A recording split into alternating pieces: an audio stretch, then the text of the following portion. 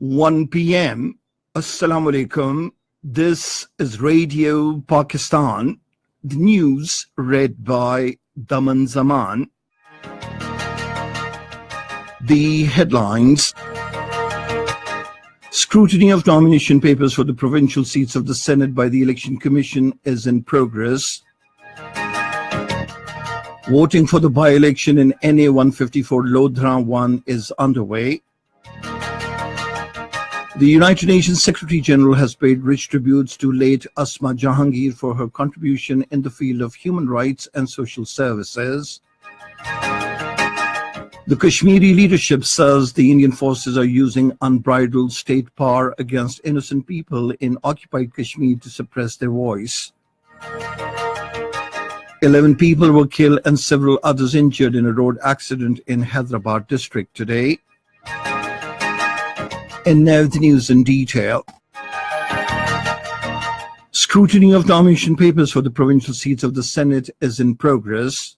The Election Commission of Pakistan has received 34 nomination papers from the Punjab, 8 from Islamabad, 34 from Khyber Pakhtunkhwa, 28 from Balochistan, 49 from Sindh, and 9 from the federally administered tribal areas.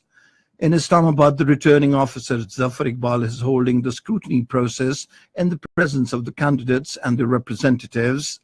In Karachi, the Pakistan People's Party candidates for technocrats and women's seats were present before the returning officer Muhammad Yusuf Khattak for the scrutiny of nomination papers. The Sindh Chief Minister Syed Murad Ali Shah, the Chairman Senate Mia Raza Rabbani, and other party leaders accompanied the candidates.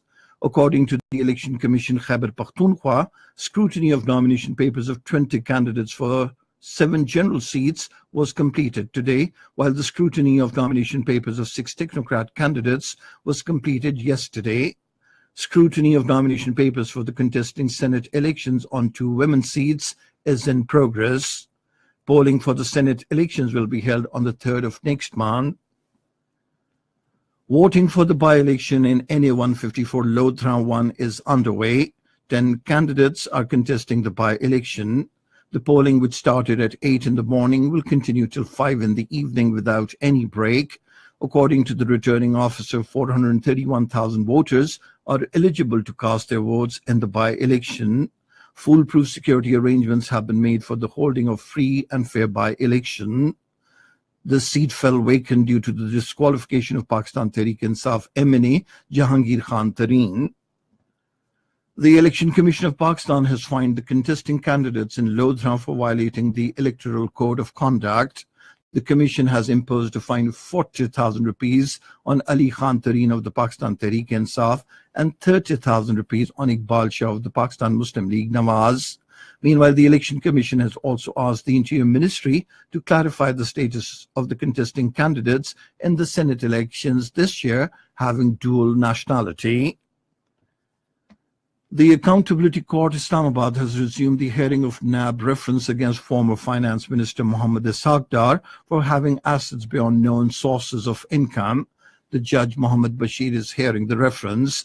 The reference was filed against Mohammad Ishaq Dar under the Supreme Court's verdict in the Panama Papers case.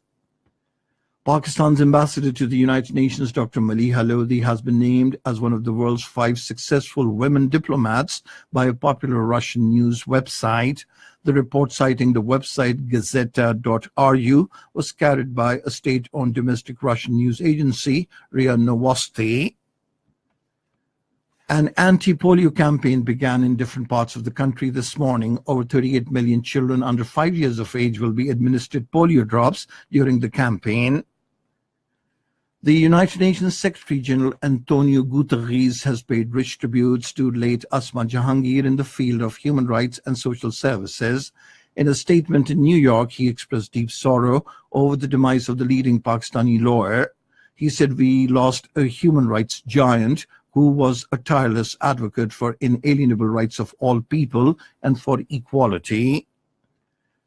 Speakers at a conference held in connection with martyrdom anniversary of 2 Kashmiri martyrs, Mohammad Maqbool Butt and Mohammad Afzal Guru, in Brussels, have urged the international community to pressurize India to hand over the mortal remains of both the martyrs to their relatives for a proper burial in Kashmir. Meanwhile, the All Parties Hurriyat Conference leadership has paid glorious tributes to Saima Wani, who was shot dead by occupant forces in occupied Kashmir. They said the Indian forces are using unbridled state power against the innocent people in occupied Kashmir to suppress their voice.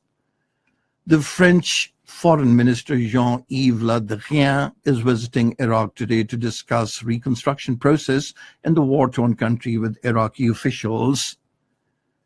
Rain showers with snowfall over the hills continue in different parts of the country. The Met Office spokesperson told our Islamabad correspondent that the current rain spell will continue intermittently in the Punjab till tonight, while in the northern areas, including Kashmir and Gilgit-Baltistan, it will persist till tomorrow. And that is the end of this news bulletin. For more news and analyses, log on to our website, radio.gov.pk, and you can also watch the live video streaming of our bulletins on the link facebook.com/Radio Pakistan News Official.